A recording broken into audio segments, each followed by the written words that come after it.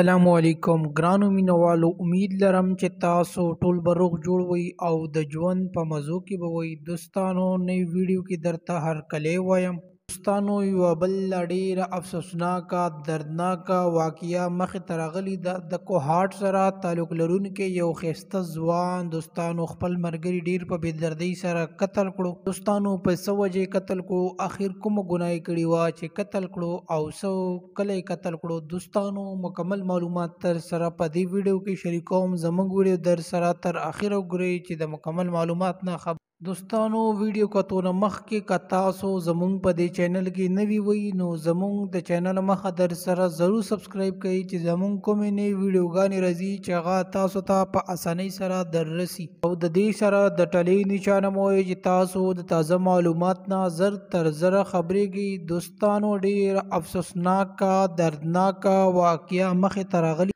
د کوهاټ سره تعلق لرونکی یو ښایسته ځوان خپل ملګري قتل کړو. دوستانو دا ویل کېږي چې د دې خپله کې په کرکټ باندې په ګراوند کې جګړه وشوه او یو بل ته د خور او د مور کنځلې وکړي. دوستانو د هغې نه بعد یو ملګری کور ته لاړو او صلح وشوه.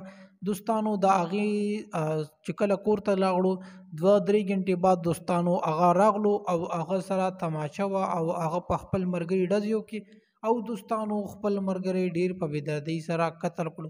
او دوستانو د قتل کېدو نه بعد خپله پولیس ته ځان ورکړو چې آیا دا کار چې کوم زما ملګری و دا ما قتل کړو او د ده سره زه په کرکټ باندې ما جګړه کړې وه.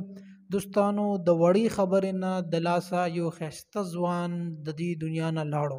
دوستانو یقینا چې ډیره د غم او د افسوس خبره ده. یو ښایسته ځوان د دې دنیا نه لاړو او مور یې ډیر په چیغو چیغو ورته وژړل. دوستانو امید لرم چې تاسو به زموږ د تازه معلوماتي ویډیو ضرور خوښوي. دوستانو تاسو هم ته درخواست کوم چې د دې لپاره د چې کوم وفات شوی دی د دې لپاره دعا مغفرت وکړئ. دوستانو د الله په امان نوي ویډیو کې به بیا حاضرېږو. ډیره مننه، شکریه.